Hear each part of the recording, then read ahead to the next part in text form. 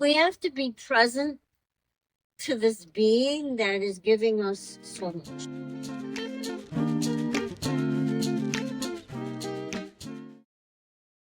Hi, hello, and welcome. Thank you for joining Seeking WealthBeing, presented by the WealthBeing Collective. I'm your host, Spencer, and today I sit down with Kim Santamaria. Kim is one of the practitioners that is a part of the WealthBeing Collective, and today she shares her story on how she got started working with energy as a young nurse. She tells us many impactful stories of her time working in hospitals, urgent cares, and nursing homes. She reminds us how important it is to be present to our being and how to listen to our body when it is speaking to us. Kim also explains a release technique that she has used on many patients to help not only relieve physical trauma, but also mental and emotional trauma. Without further ado, let's dive right in. Well, I'm excited to sit down with you again and chat. I think last week we had an awesome conversation. So I'm excited to do it again. Look forward to it. I would love to start by I think kind of we jumped into, last week we talked about the WealthBeing Collective and the idea behind that, but we didn't touch too much on you and your being. So I would love for you to chat about that and tell us a little bit about it. Tell us about Kim, tell us about what makes you tick, what makes you happy, and the idea behind your being as that came together. Okay. So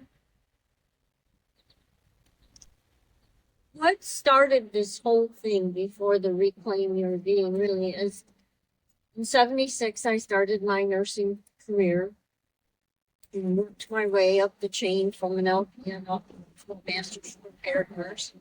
And from that very young age, because I started in the LPN program while I was in high school. So when I graduated from high school, I graduated from the LPN program.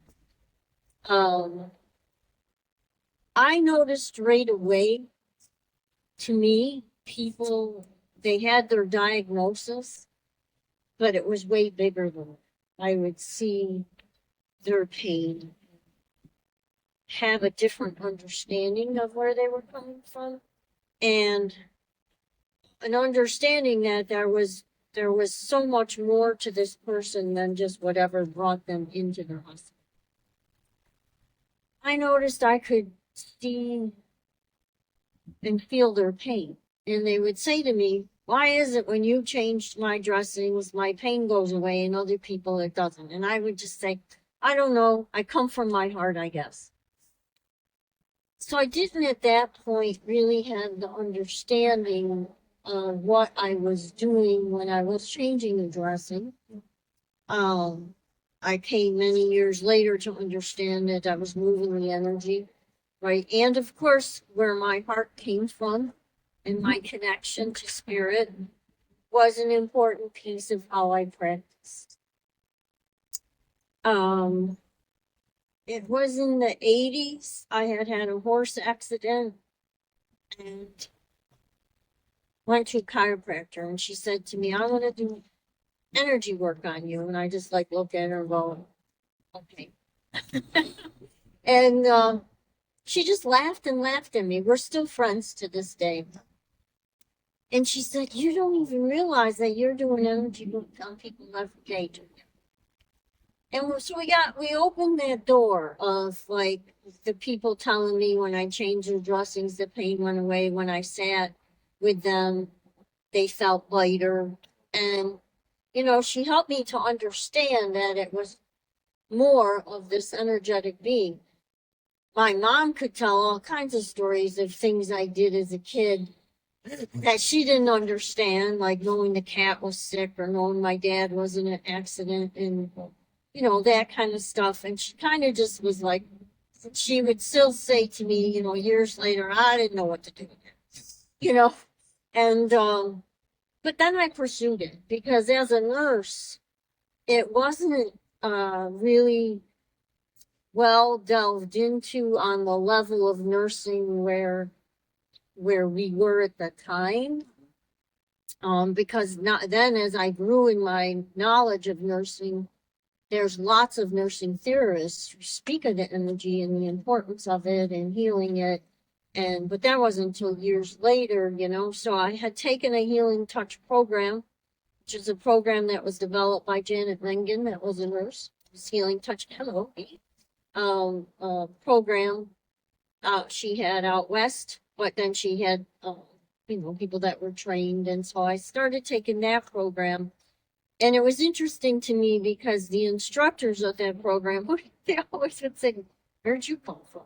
Because they want you to follow a certain technique to do it. Same thing with Reiki, which is an old method of the Orient of moving energy, moving the chi. And, it was always follow this pattern. Well, I had to learn the patterns to get through the course. But what I found was the patterns were great, and anyone could do the patterns. They could learn them. But there was a difference when you felt energy, saw energy, were part of that energy to what was moved and lifted for the patient. Does that make sense? Yeah, so it's almost like when you're working with somebody, yes, you know that this is the right order in which to move around, but as you're working with them, it's like you pick up on what's happening, and it kind of guides you to go outside of what the pattern or the Correct. It's intuitive. Yeah. It's truly intuitive work. For me, it's God-based work because you'll get that seeing or knowing, and often the patient would say, "Oh, how'd you know it hurt them?" And that wouldn't be within the setting. There was questions you asked them if you were following it. But through the years, really, I developed my own methodology, and taught that to people so that they could rebalance their own energy. Because truly, that's the reason what I've done over the years before I even started this Reclaim Your Being. Because if we don't learn how to take care of ourselves, how are we going to thrive? Yeah. It's very easy for us to get caught in patterns that aren't healthy. Addictions come from many, many things. They can come from familiar issues, cultural issues, just so many pieces. But until we really thrive within ourselves and find and understand ourselves, so in my practice when I lived in Syracuse, and I taught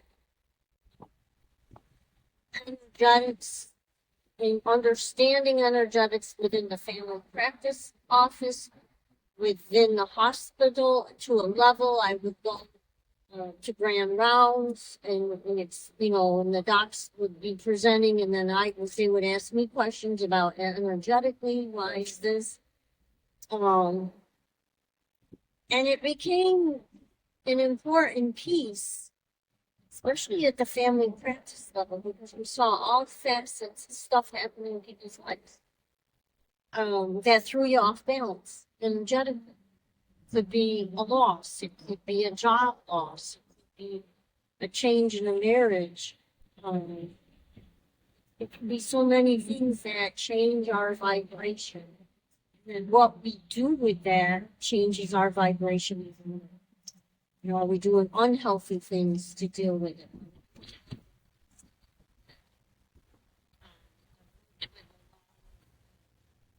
Substance abuse, clientele, women, professional women. The thing is, you have to watch the addiction piece, because you can stop the drinking, you can stop maybe the drug use, but if the underlying woundology still is not worked with, you go to something else. It just shifts. It just shifts. So it's really in us, understanding where did that big shift come from? What went on? And I don't mean we have to go back and relive it and dig it out, many times we don't even have to touch base with it as much as just allowing what doesn't serve our highest good to lose. And we know when it does. This body is an amazing, amazing being that we have no clue of the power it does have to heal itself. But our mind plays a big part in it. You know, if we're constantly telling ourselves we're not good, we're not smart, we're not pretty, we're not this, we're not that, we're telling every cell in our body that, and it hears it. And if you think about how you feel when somebody says something that's not nice to you, there's your validation, because you feel it when they say it, you should be knowing it when you say it, and really changing how you talk to yourself. It's funny. When I was working, I would make silly mistakes, and I remember being like, "Dummy." I would call myself dummy, and then I remember it was a course that you had been teaching, and we talked about that. How are you speaking to yourself? Can you recognize? And it was funny once I started checking in and recognizing how often I was saying that, and it's like I don't feel that way. I know I'm smart. I know I'm a smart guy. I'm hardworking. I can figure things out. Um, but how often was I telling myself, "Oh, you dummy," you know? And I think we do it without even noticing that we do it. We do, so we have to become more aware of what we're doing, and then look at what society does with us, right? Oh, you're not pretty. You know, go do this, go do that, go do that, and pretty soon, who are we? We changed everything to meet society's picture of what. And that is not always healthy for us. Wake up not feeling good and you don't know why, and it's Go away. just because you're not living your authentic self. You're trying to fit into this picture of what society wants us to be.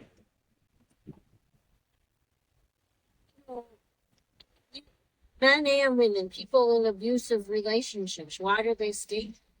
Because they don't think good about themselves, not strong within themselves. Why do they not? People will say, well, just walk out. Because they don't know what's on the other side of that door. They don't know what they're afraid. You can preach all day to them, but you'd be better off until they come to know and they find that inner strength. They're not going to do it. And, you know, it's part of what I've worked with over the years, right?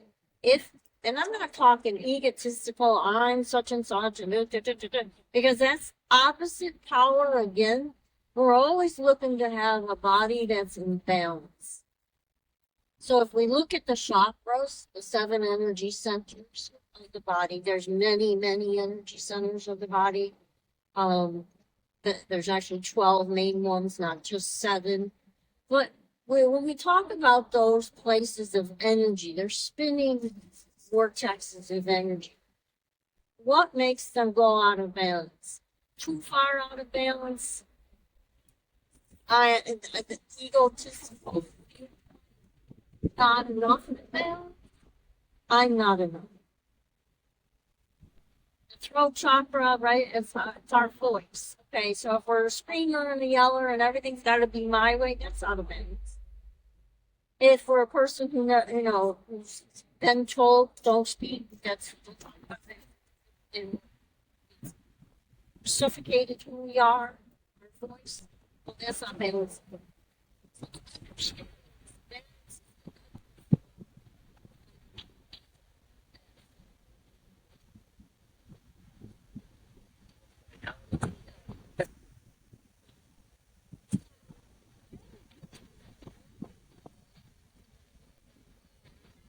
I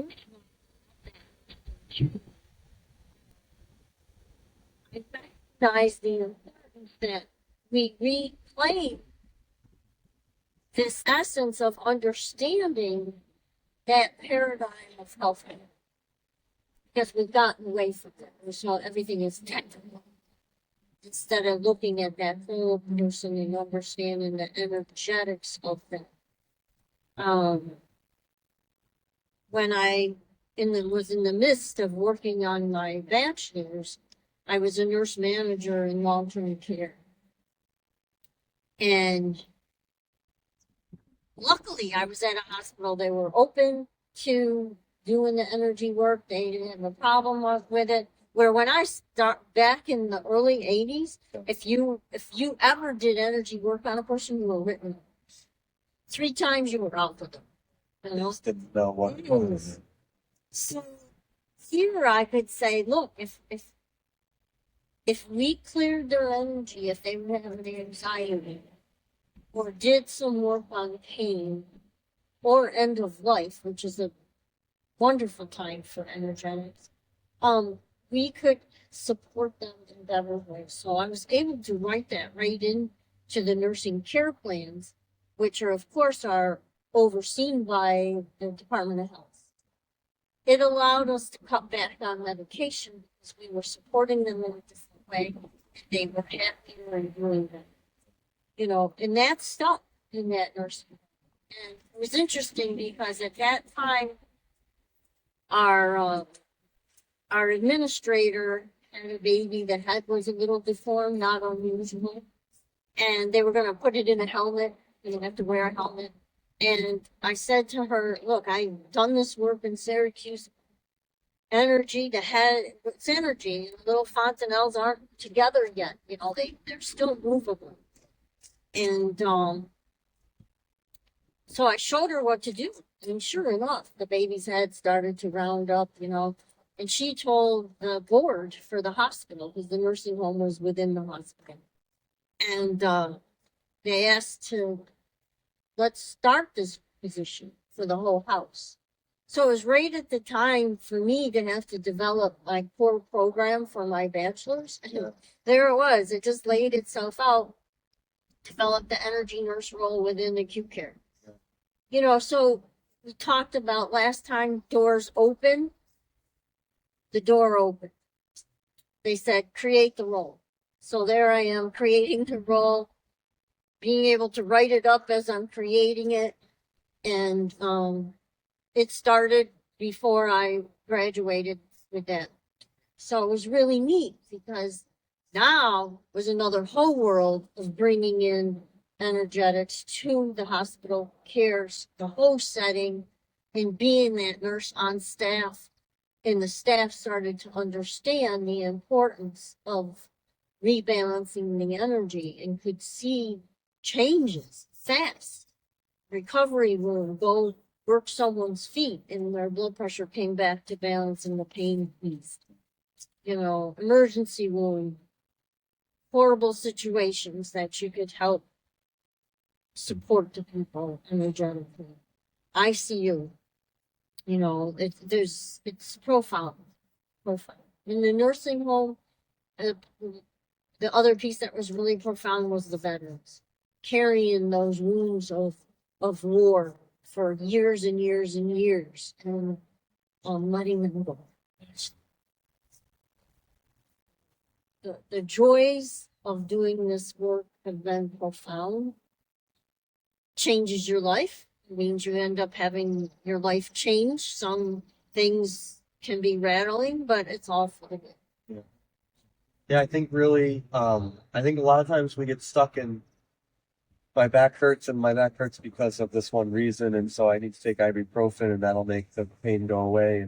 And so looking at the body more holistically and saying, well, you might have had a fall, but what else is going on? It's causing that. So, do we listen to our body? No. Not for the most part. Again, it's what we're taught, depending, right? Depending on our ethnicity, whether our culture was one that treated things more holistically, right? If you know, and with a bigger viewpoint. But if you think about it, I mean, what do we see on TV? Your stomach's bothering you because you ate the hot stuff. Well, keep eating the hot stuff, but go take Pepsid or Zantac or something, Rolaids or Tums or whatever, right? It's another way to like just keep doing what you're doing. We see this all the time.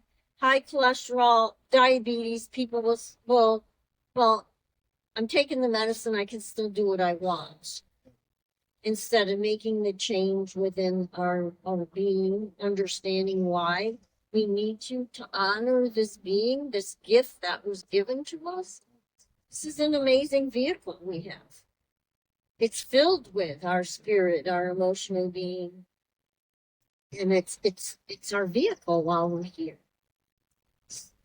I think that it's interesting too. It makes me wonder, and I don't know if there's an answer to this, but are you going to feel better by eating the junk food that makes you, I don't know, like pizza's very comforting to me sometimes. So if I eat that junk food, but then I have to take a shot because I don't feel good after I eat it, do I feel better doing that? Or if I change my diet and I eat things that are more supportive for me, does that then make me feel better because, oh, I don't need to take the insulin shots because I'm able to manage my blood sugar based on what I'm eating? Yeah, but if you're taking insulin, your diabetes is bad enough, right? At that point, you need insulin. It's how much, like we can, nowadays they like, if you count the carbs, Yep. then you know how much to give yourself. So it's very easy. Go have the pizza, tastes good, feels good, and then just boost a little bit of your insulin. Sometimes it's okay, but again, if we're truly honoring this being that was given to us, are we going to stick better things in it? Okay, and nurture it, feed it better, and exercise it, and do mental work with ourselves, do spiritual work with ourselves. Or do we? You can't be. You're silly. Or do we take the easy way? Yeah. We often take the easy way. And it's what is shown to us. A lot of it is TV wise, the ads, right? And being a nurse, there's the time and place for medicine. I am not saying no medicine. Herbs and homeopathics, we can go that route too. Investigate, look for what you're needing, utilize it. But there is a time when medication may be needed. But we have to know the difference in, again, how are we using it? Are we using it because we're kind of too lazy to eat right and do what we need to do? I mean, it doesn't take much walking to change a blood sugar. Drop it. You're real brittle diabetics, of course, but comes the next part of this. Every part of our being is part of us in the sense it can hold things.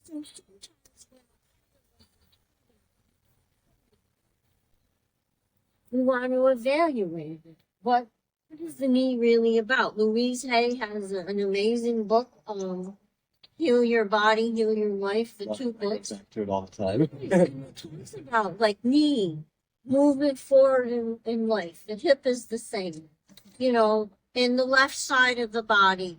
What's it saying? What's it about? And I've been working with this myself because I took a fall, hurt the left side. Okay, it starts to heal. I take another fall that hurts the left side. So I have to not only, understand, I hurt the left side, but it's like, what is living in this left side? What is the lack of there? What do I need to change about honoring myself, maybe? What about is going on with the movement forward in life? Many pieces that we should be looking at when our body starts to talk to us. People think, like, if we've had a loss, right? They don't, is your heart going to hurt? You betcha it's going to be hurt. The energy of the heart, the chakra, has been ripped. It's been ripped. It's a rip. It's like if you rip the skin on your hand, it's going to hurt. And slowly, that rip has to mend. people have carried their grief for years and years. I once had a dermatologist refer a lady, she was close to 80. She had skin rash, and he had tried everything with her. She walked in my office, she said, dermatologist sent me, I don't know why I'm here. And she was not open really to being there, but she came. And she said to me, right off, my husband's been dead this many years, this many months, and this many days. And I'm like, whoa. I said to myself, whoa, this is a big grief issue. Okay? The skin is part of the crown chakra, connection to the divine. The fact that her husband died severed her connection with the divine, because why would God have taken her husband? She said to me after she told me how long it's been, she said, and I've never cried. And my heart just ached for her, because it was like, oh, that's so painful. So she allowed me to do some basic rebalancing work, and we talked a little bit about it, and she saw it and saw it. So she was like, I don't cry. I don't understand this. I said, this is the years of the missing of her, that's been held on to.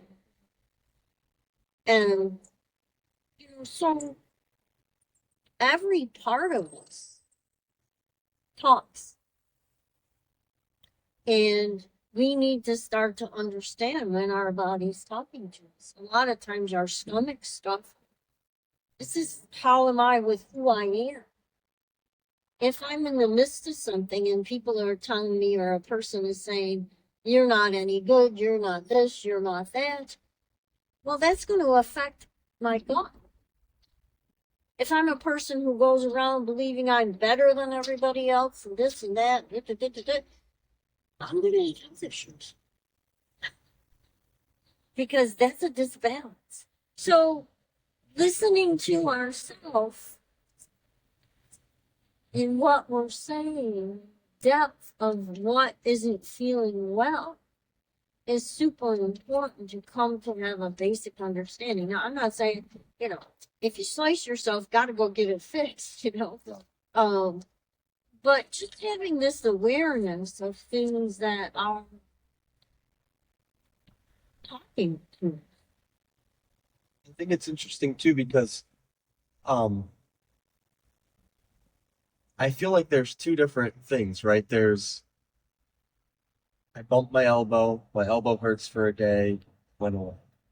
Versus I wake up and my shoulder hurts every morning. That constant, if it's reoccurring, constant coming back, then it feels like it's something that we should investigate a little bit more. Whereas if it's, I tripped and I hurt my knee, and 2 days later my knee feels fine, maybe that's not something we need to look into too much. Right, but it's these things that are talking to us that we end up reaching for something to take care of it. Yeah. Instead of looking deeper within ourselves. Because, we're humans. We're going to fall down sometimes. We're going to have different things happen to us. It's normal. Yeah. But you ever notice when a little child falls down and bumps itself? Mom or dad, they pick up the child, they kiss the boo-boo doesn't hurt. What they do? They change the energy. I remember as a teenager playing field hockey, and if you got whacked with a stick or a ball, the coach would yell, rub it, and you're thinking, rub it? Well, rub it because you changed the pain ion in the pain east. It hurt like heck when you were rubbing it at first, and then it just dissipated. You had a big bruise after.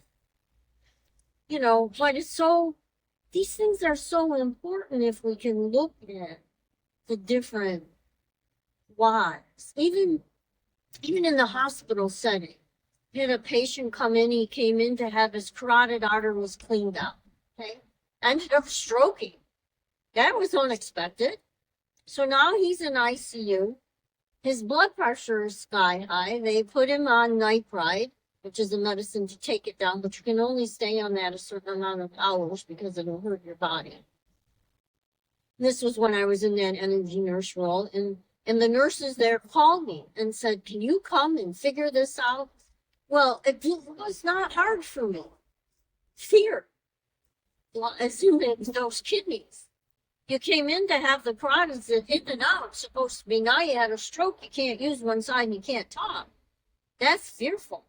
That's high blood pressure zooming up because the kidneys, the energy got shifted. So I went in and I explained to the girls and the wife was like, yeah, the CEO told me you were going to come in, but it sounds like hocus pocus, but the girls say it helps. Okay. So you just explain, we're going to try moving the body. We're energy. Sometimes it gets stuck. We're going to try to open it, see if it supports. You never claimed it was going to do something. This is what I'm going to do. So energetically, I changed, worked with the energy, the kidney, blood pressure, whoop, and came back within a couple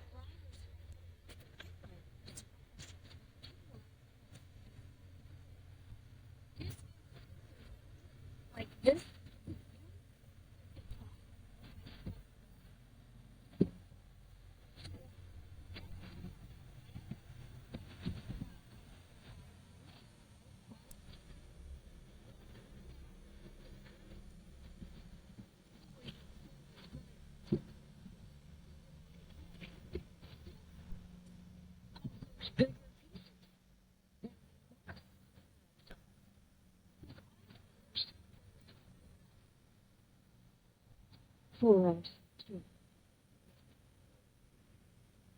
Yeah, so I think there was a technique that you shared in the Reclaim Your Being membership on one of the live calls. To it and letting it go. Yeah. So, in one of the things I learned years and years ago, there was a technique. It was a release more for physical, in the essence of like if we've had a car wreck, we've been bounced around in the car, the patient would come in, and when I worked family practice, it's like, get in here even though you don't think you hurt yourself because you got bounced around and that energy was changed. A whiplash head, right? It's a minor, right? Oh yeah, a little whip, flip, flip, flip. Yeah. Well, that energy, your head flew forward. Think of the energy of your being shooting forward. Then it shot backwards. Did it rebalance itself? Not usually. And that's why 2 years later, after a little bitty whiplash, people are having chronic neck pain. So I took that a little further in this workshop we were doing because even if it's an energetic, emotional, mental piece and we're feeling it in the body, if you rest your hand on that area. Okay, so say, example, like I had a family loss, okay, my heart hurt. So knowing that, I open the heart chakra, I'm allowing more light in to wash out the pain. And I'd lay my hand over that area and I would do the same technique I did with the physical. And it was 1, 2, 3, you're putting a little more pressure in that area with each time. 1 is some, 2 is more, 3, and then grab it and release. And often, don't throw it on my dog. And often you'll feel that shift. If it's been an accident, all of a sudden people were always amazed with that technique. That was a healing touch technique. Because then someplace else started hurting. And I'd say, just follow it. Because the body will tell you immediately where it's out of balance. So then it's 1, 2, 3, release. And then that just went to my ankle. So it's still from my fall. 1, 2, 3, release. Don't throw it at people. Throw it away. And then to the lower back. 1, 2, 3, release. So when we're even in the midst, I went physical there, but something's bugging us, do the same thing. Be present to it. Don't just go, you know what I mean? We have to be present to this being that is giving us so much. And that's been my job as a nurse. Our job as a nurse is to teach. teach people how to be more healthy. That is our job. So with the paradigm I work from, it's bigger than just saying, take this pill, that pill, take your blood pressure every day. You know, it's bigger than that. It's how do I support this energetic being? That is why I've been a nurse. It's why I'm doing what I'm doing. Our world has changed, and now we're doing more of this kind of stuff. And hopefully being able to bring this information to even more people. And there's more people out there talking about it now than there was in the 70s, 80s, 90s, and even early 2000s. And I would just say to you, investigate those you choose to use as practitioners. Make sure you're on the same path as them, you know, connection. I would always say to my clients, if it's a fit, great. If it's not a fit, that's okay too. You know, and we all come from different space. I believe in a greater realm. God is a base for me, but I believe in a greater realm of energy, spirituality. It's all one system of love to support us. Other people won't agree with that.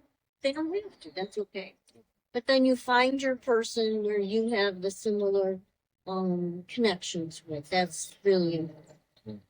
I think that's one thing for me personally. When I was living in New York City, if I walked into a yoga studio, it was very quickly I would pick up on a vibe of, oh, I love this space, I'm gonna come back, or something here that doesn't feel right. This is a one-time only experience for me. Yeah, exactly. And we have that. You listened to your being. Yeah. And if more people would listen to their beings, we wouldn't get in half the trouble we get in. Because we would honor them. Yeah. But sometimes we were taught not to honor them. But it's important that we do. I think that's huge. And then on the release technique, when we did it for the live call, it's funny, I was working on my shoulder, and then it worked its way down into my forearm, then it worked its way down into my wrist. And so it was really interesting to watch it kind of move its way, and then my finger. Very interesting to recognize how it does shift through that when you're really putting the concentrated effort and giving it the time. And I tell people, like, open the doors on your fingers and on your toes. Yeah. Because many times this stuff needs to flow on. You know, it will release also, but a lot of times, like what you were explaining, it's like open those fingers, let that out. You know, your work also keeps you in a position that aggravates that. So, you know, when we recognize that, what are we doing to take care of that? Are we rolling the area with a ball? Are we putting heat on it or cold on it, whatever supports it? Do you know what I mean? And are we doing energy work on it every day? Yeah. And I especially think that too in the work. I sit at a computer, I've got my my mouse hand. Knowing that, okay, that irritates my shoulder, now it's like, all right, pause, stretch. You don't need to stay like this for 8 hours a day. You can break every 15, 20, 30 minutes and get a stretch in and do something that feels supportive. And Exactly. That's the awareness is, you know, back again before when people were at their desks typing, you know, or doing computer, you know, they'd be stuck here. And I would say that exact same thing. Make sure your feet are flat on the floor. Have a ball under your desk. Be rolling your feet. You know, every little while, stop. Roll your shoulders. Look from shoulder to shoulder. Do the exercise. Follow the wrist. Here's my wrist. I'm following my wrist, not just with my eyeballs, right with my head. It's up. What am I doing? I'm releasing my neck. Right? You see it? My neck, then back down. So I'm moving my neck, which has been stuck like this. Yeah. So again, it's the methods of taking care of ourselves. You know, when I taught nursing students would always, of course, get upset, right, with exams, right? They would be upset with taking exams, and they'd worry about it and worry about it. And we were still on paper and pencil. I could still do this at the computer. And they didn't believe me as much. Oh, I would say just put your pencil down. Do 5 questions, put your pencils down, make sure you're anchored and get grounded. Take a few deep breaths, pick your pencil up, do 5 more. Oh no! Yeah, I'll never finish the test. What happened? I finished the test faster than school because they got rid of that right tension that was building, you know. And if you're on a computer, you can do the same thing, you know, and come to understand I'll be okay time-wise. Yeah, when I was taking my CPA exam, it was a long exam. Stressful. But the breathing, you know, I did that often, making sure my feet were on the ground, taking a deep breath. Once you do that, your mind is more clear and you can actually think through the problem that's in front of you. And if you couldn't get an answer to another one, you could, like, okay, I've got to just let that go, take a breath, keep going. Yeah. Yeah? Absolutely. Yeah, with those big exams, so you don't need every answer right. Right. So it's the ones you don't know, it's okay. I don't know this answer, I'm going to move on from it and go to the next one that I know. Yeah. So, I mean, as a whole, for me, this work has just been totally about helping people to reclaim themselves, be healthier. Even if you have a diagnosis, don't become the diagnosis. It's information that we are taught to, we're that now. Right? And do we become that? Well, we better not become it in the sense that's all our mind focuses on, because then we're in fear all the time. I'm not saying in the beginning you don't go, oh, but it really is in how we respond, or don't respond to what's happening. Have the awareness, but what am I going to do with it?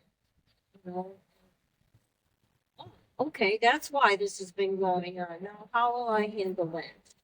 You know, but we can go into fear mode because very quickly you're put into like, you got to do this and this and this and this and hurry up because otherwise it's going to be too late and you're going to die. And we have to breathe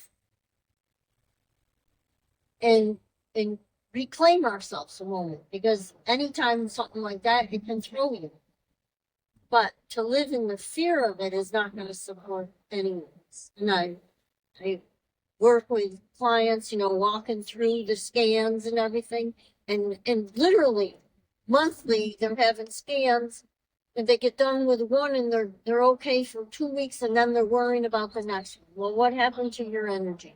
It just dropped. And now it's dropped for 2 weeks while we're going, oh my God, what's the next one going to say? What's it going to say? What's it going to say?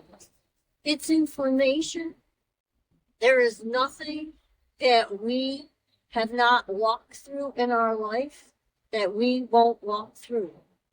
It's information. It's a gathering of information. Then you make your decisions. But if it's in fear, it's not going to happen. I speak from that, from seeing it and knowing it from experience.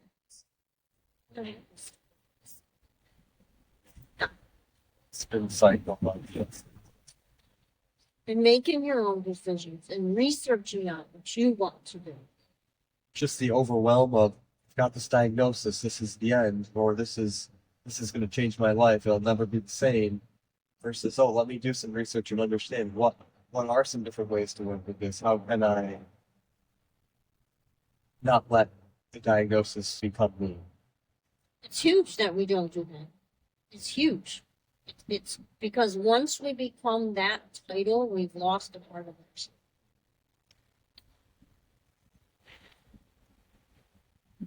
It's why you see people when they lose their jobs quickly, something happens in their job, their title is gone, they drop. Most of them drop vibrationally. They may not mentally be in a good place for quite a long time because they were their title. When people retire, they've done that job for 50, 60 years, and they retire and they don't know who they are. And you saw that. Now this era is a little bit different. Yeah. You guys, younger people, don't stay at the same job Yeah. like people did in that time period. But there was safety and security, and that's what you did. You know, but it's different now. But yeah, you know, I would say to people, "What's your plan?" But most often we're found, you know, what's your badge? I would call it the badge. You know, what is our badge? You know, is my badge Kim Santamaria MSRN? No, it's just, it's there. It's information, it's knowledge that's supported, that I could support people differently. But it's not that that's me, that title is, it's initials. But we all work hard to get them, so then they become our badge. Education's important, great, but don't let it become the badge that becomes who you are, because then something happens and you don't.